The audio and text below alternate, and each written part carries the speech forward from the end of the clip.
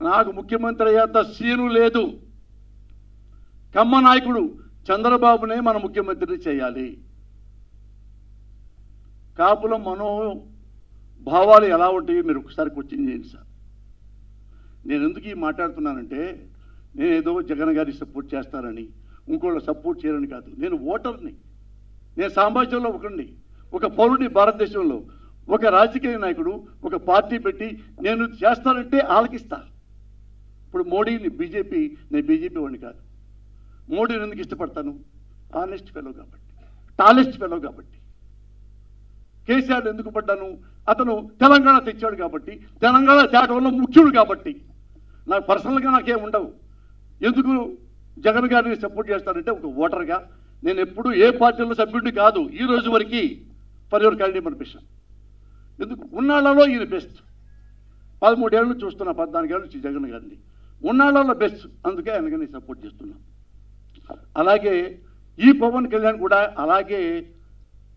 అలాగే ప్రజల కోసం, ముఖ్యంగా కాపుల కోసం అండగా ఉంటాడనుకున్నా. ఏ రోజైతే రోడ్డు మీదకి వచ్చి ఎవరైతే ఏ చంద్రబాబుని బూతులు తిట్టాడో అదే చంద్రబాబుని దేవుడని, కమ్మ కులస్తుడు, అతనికే ముఖ్యమంత్రి అర్హత ఉంది, ఆయనకే ఓట్లేని మన కాపులంతా. ఎందుకు వేయాలి మొత్తం కాపులంతా? రంగా గారిని చంపించినందుక?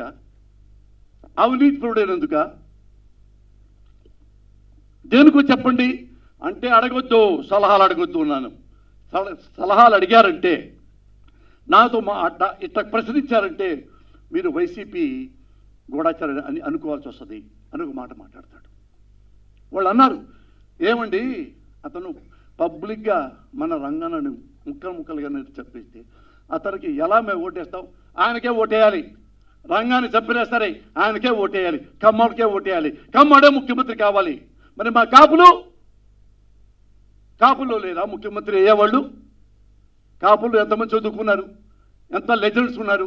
ఎంత లెక్చరర్స్, ప్రొఫెసర్స్, ఇండస్ట్రియలిస్టులు, ఐఏఎస్లు, ఐపీఎస్లు, హానెస్ట్ ఫెలోస్, కాపుల కోసం ప్రాణం ఇచ్చే నాయకులు ఎంతమంది లేరు?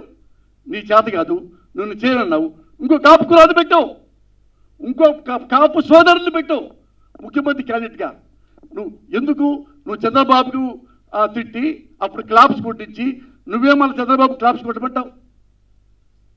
ఏమండి రంగా మీకు కాపరేటివ్ ఫీలింగ్ లేదా? ఉందని చెప్పారు, మేము అనుకున్నాం. మరి రంగా గారు చెప్పినప్పుడు మీరే చూడడానికి వచ్చారా? కానీ మీ ఇంట్లో ఉండేనా ఖండించారా? ఖండించరా? రంగా గురించి చెప్పలా. మరి ఏం మరి ఈయన ఉన్నాడు ముద్దగా పద్మనాభం గారు, ఆయన మెడబెట్టి నెట్టారు, అరెస్ట్ చేశారు.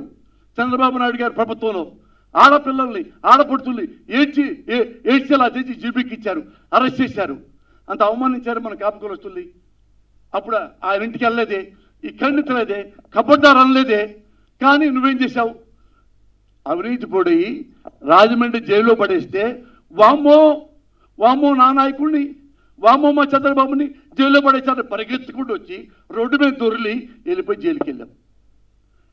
కుడి చేతుల్లోనే ఉన్న లోకేష్ని పెట్టుకున్నావు, ఈ ఎడం చేతుల్లోనేమన్నా బాలకృష్ణని పెట్టుకున్నావు, వెనక నీ మనసులోనేమన్నా మనోహర్ని పెట్టుకున్నావు, నీ గుండెలు ఏమన్నా చంద్రబాబుని పెట్టుకున్నావు. అక్కడ జైల్లోకి వచ్చి అంత బిల్డప్గా మాట్లాడి ఆయన లేకపోతే నేను బతకలేను చంద్రబాబు లేకపోతే అన్నవాడివి. కాపులు ఎందుకు రెచ్చగొట్టావు? ఎందుకు దుర్మార్గంగా మళ్ళా వచ్చిచ్చావు? మరి ఇంతమంది పోనీ నేను ఎలక్షన్లు వచ్చినప్పుడు చిరంజీవి గారు పార్టీ పెట్టినప్పుడు నేను ఓటేయడానికి అడిగితే చలరూరుపేటలో ఒక అమ్మ నాకు ఓటేవంటే వద్దు, పోస్తానికి ఇష్టపడలే. నువ్వు కాపుల్లో నుంచున్నావు, కాపులు ఓటేస్తారంట, కాపుల్లో రౌడీలు గుండాలు ఉంటారు, కాపులు గెలిస్తే మనకు అమ్మాళ్ళను బతకనివ్వరు. తల్లి సాక్షిగా, నా బిడ్డ సాక్షిగా ఇదే వరుడు ఒక తల్లి చెప్పింది అందరం చిలకలూరుపేటలో. కాపు కులస్తులు చాలామంది నేను అనుకున్నారు, వాళ్ళు పళ్ళు బిగబెట్టుకొని కాపుగా నేను వద్దురా ఎవరొద్దు ఆ తల్లిని అని పక్కన. ఇది నీకు తెలుసు కదా. కాపుల్ని రౌడీలు అన్నాడు చంద్రబాబు, కాపులకు గుండాలన్నాడు. మరి ఎందుకు ఓటేయాలి? వేయాల్సిందే. కాపులకు గుండాలన్నా అనుకుంటున్నా కానీ చంద్రబాబుకే వేయాలంతే. అడగదు, నో క్వశ్చన్.